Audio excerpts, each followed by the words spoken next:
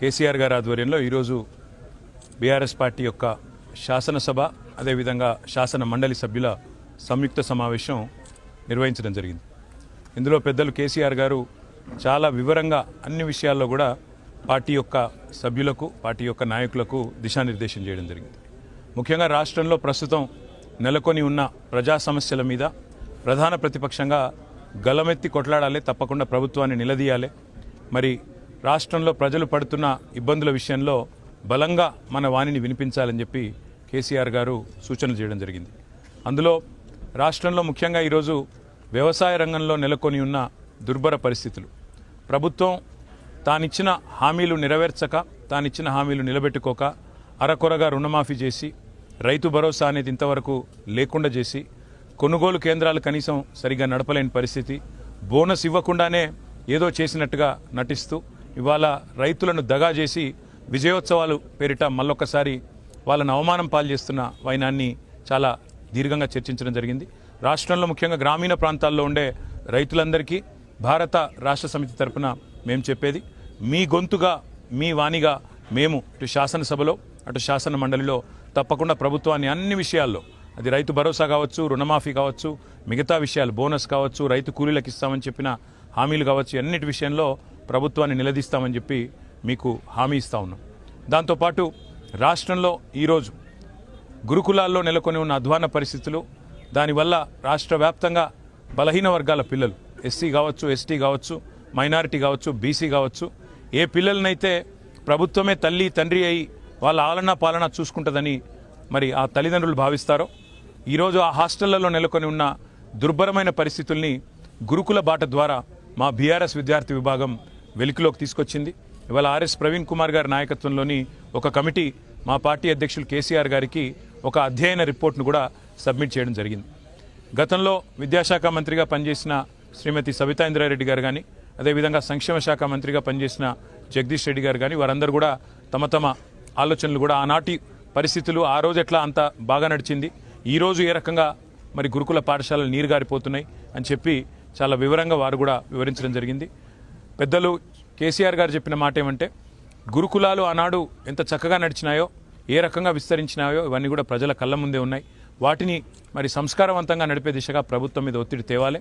తప్పకుండా అక్కడ నెలకొని ఉన్న పరిస్థితులను కళ్ళకు కట్టినట్టు, అవసరమైతే ఫోటోలతో సహా, ఆధారాలతో సహా, వివరాలతో సహా ప్రభుత్వం దృష్టికి తీసుకొని రావాలని చెప్పి కూడా వారు మాకు ఆదేశం ఇచ్చారు. తప్పకుండా మరొక కార్యక్రమంగా దాన్ని కూడా తీసుకుంటాం. అదే మాదిరిగా రాష్ట్రంలో దౌర్జన్య కాండ ఏదైతే జరుగుతూ ఉందో, ముఖ్యంగా గిరిజన దళిత రైతులు, వారి మీద ఈరోజు అది కొడంగల్ నియోజకవర్గం కావచ్చు, లేదా సంగారెడ్డి జిల్లా న్యాల్కల్లో కావచ్చు, లేదా ఇతర ప్రాంతాల్లో కావచ్చు, ఏ రకంగా దౌర్జన్యంగా ప్రభుత్వం ఈరోజు మరి రైతుల మీద దాడి చేస్తూ, వారిని హింసిస్తూ, వారిని ఈరోజు కేసులు పెట్టి నిర్బంధిస్తూ వారి భూములు లాక్కునే ప్రయత్నం చేస్తున్నదో, తప్పకుండా ఈ విషయంలో కూడా రాష్ట్ర ప్రభుత్వాన్ని నిలదీస్తాం. ఒకవైపు హైదరాబాద్ ఫార్మాసిటీ పేరిట 14,000 ఎకరాలు సేకరించి మీ చేతిలో పెట్టిన తర్వాత హైకోర్టులోనేమో ఫార్మాసిటీ ఉంటుంది అని చెప్పి మరి మళ్ళీ 20 ఫార్మా విలేజ్లకు ఎందుకు తెరలేపుతున్నారు అనే ప్రశ్న కూడా తప్పకుండా ప్రభుత్వాన్ని అడుగుతాం. తప్పకుండా గిరిజన రైతులు, దళిత రైతులు, బలహీన వర్గాల రైతులు ఎవరైతున్నారో, చిన్న సన్నకారు రైతులు, వారికి అండగా తప్పకుండా నిలబడి గట్టిగా మాట్లాడతాం. మా నాయకుడు పట్నం నరేందర్ రెడ్డి గారితో సహా ఇవాళ దాదాపుగా 40 మంది రైతులు జైళ్లలో ఉన్నారు. వారిని తక్షణమే విడుదల చేయాలని, బేషరతుగా వారికి క్షమాపణ చెప్పి ఆ కేసులు కూడా ఉపసంహరించుకోవాలని చెప్పి కూడా ప్రభుత్వాన్ని తప్పకుండా నిలదీస్తాం. అదే మాదిరిగా మా నాయకులు, గౌరవ శాసనసభ్యులు కానీ, శాసన మండలి సభ్యుల మీద కానీ ఎక్కడికక్కడ వారి హక్కుల ఉల్లంఘన జరుగుతూ ఉంది. మా నాయకురాలు కోవాలక్ష్మి గారు తన సొంత నియోజకవర్గంలో మొన్న ఒక అమ్మాయి గురుకుల పాఠశాలలో చనిపోతే పరామర్శకు బయలుదేరితే వారిని హౌస్ అరెస్ట్ చేస్తూ ఉన్నారు. మా హుజూరాబాద్ ఎమ్మెల్యే కౌశిక్ రెడ్డి గారిని అయితే ఇప్పటికే 3-4 సార్లు వరుసగా దళిత బంధు అడిగిన పాపానికి, దళిత బంధు అడిగితే దళిత సోదరుల తరపున మాట్లాడిన పాపానికి వారిని హౌస్ అరెస్ట్ చేయడం. అదే మాదిరిగా ఎక్కడికక్కడ రాష్ట్ర వ్యాప్తంగా నిర్బంధకాండ ఏదైతే జరుగుతూ ఉందో, రాజ్యాంగ హక్కుల ఉల్లంఘన ఏదైతే జరుగుతూ ఉందో, ఈ విషయంలో కూడా తప్పకుండా ప్రభుత్వాన్ని నిలదీస్తాం. తప్పకుండా ఈ విషయంలో కూడా మాట్లాడతాం. దీంతోపాటు అత్యంత మూర్ఖంగా, అనాలోచితంగా, పూర్తి బాధ్యత రహితంగా, అసలు చరిత్ర గురించి కనీస అవగాహన కూడా లేకుండా, ఉద్యమం గురించి కనీస అవగాహన లేకుండా ఇవాళ తెలంగాణ తల్లి విగ్రహ రూపురేఖలు కూడా మార్చేస్తానంటూ తెలంగాణ అస్తిత్వం మీద ఏదైతే ఈ ప్రభుత్వం దాడి చేస్తున్నదో ఆ విషయంలో కూడా తెలంగాణ ప్రజల్లో విపరీతమైన ఆవేదన ఉంది. వారి ఆవేదనకు కూడా గొంతుగా బీఆర్ఎస్ పార్టీ నిలుస్తుంది. తప్పకుండా రాష్ట్ర ప్రభుత్వం చేస్తున్న ఈ దుర్మార్గమైన పనిని కూడా మేము శాసనసభలో శాసన మండలిలో నిలదీస్తాం. తెలంగాణ ప్రజల తరపున కొన్ని సూటి ప్రశ్నలు వారిని అడుగుతాం అనే మాట కూడా మీకు విజ్ఞప్తి చేస్తా ఉన్నాం. దీంతోపాటు మరి రాష్ట్రంలో ముఖ్యంగా ఈరోజు ఒకవైపు వ్యవసాయాన్ని సంక్షోభంలో నెట్టి మరొక వైపు ఈరోజు గ్రామ పంచాయతీల్లో కూడా కనీసం అక్కడ సంక్షోభ పరిస్థితులు నెలకొని ఉన్నాయి. అక్కడ కనీసం పిచికారి మందుకు కూడా పైసలు ఇచ్చేవాళ్ళు లేరు. ఇవాళ సర్పంచులు ఇప్పటికే లేరు. ఆ తాజా మాజీ సర్పంచుల బిల్లులు కూడా ఇచ్చే దిక్కు లేదు. కనీసం ఉన్న సెక్రటరీలకు కూడా డబ్బులు ఇచ్చే పరిస్థితి కూడా ఈ ప్రభుత్వానికి లేదు. పల్లె ప్రగతి పేరిట చక్కగా నడిచి కార్యక్రమాలు నడిచి దేశంలోనే అత్యుత్తమ గ్రామాలు ఎక్కడున్నాయంటే తెలంగాణలో ఉన్నాయనే విధంగా మరి పంచాయతీరాజ్ను నడిపించిన బీఆర్ఎస్ ప్రభుత్వ ఆలోచన విధానం మరి ఈరోజు కాంగ్రెస్ మొత్తం నాశనం చేస్తూ ఉంది. ఈ విషయంలో కూడా గ్రామీణ ప్రాంతాల ప్రజల తరపున తప్పకుండా గ్రామాల ప్రజల తరపున గౌరవ తాజా మాజీ సర్పంచుల తరపున వారి ఆవేదనను కూడా రాష్ట్ర ప్రభుత్వ దృష్టికి తీసుకొస్తాం, వారిని ప్రశ్నిస్తాం.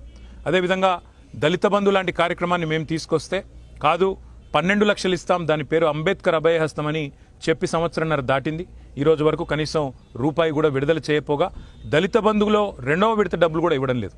ఈ విషయంలో కూడా రాష్ట్రంలోని దళిత సోదరుల తరపున మరి బీఆర్ఎస్ పార్టీ తప్పకుండా వారిని నిలదీస్తుంది రాష్ట్ర ప్రభుత్వం అనే మాట కూడా చెబుతూ, అదేవిధంగా రాష్ట్ర వ్యాప్తంగా ఇంకా 1-2 కాదు ఎన్నో సమస్యలు, మోసాలు, దోకాతో అధికారంలోకి వచ్చి అడ్డగోలు హామీలతో అధికారంలోకి వచ్చిన కాంగ్రెస్ పార్టీ ముఖ్యంగా 420 హామీలు మేనిఫెస్టోలో పెట్టి రకరకాల డిక్లరేషన్ల పేరిట బీసీ డిక్లరేషన్ పేరిట 42% రిజర్వేషన్ ఇస్తామని, అదే మాదిరిగా బీసీ డిక్లరేషన్లో 1,00,000 కోట్ల బడ్జెట్ పెడతామని, బీసీ డిక్లరేషన్లో బీసీ సబ్ ప్లాన్ పెడతామని ఇట్లా అరిచేతిలో వైకుంఠం ఏదైతే చూపెట్టినారో ప్రతి అంశం మీద ప్రతి డిక్లరేషన్ మీద 420 హామీల మీద కాంగ్రెస్ మేనిఫెస్టోలో ఇచ్చిన ప్రతి హామీ మీద ఈ ప్రభుత్వాన్ని నిలదీస్తాం.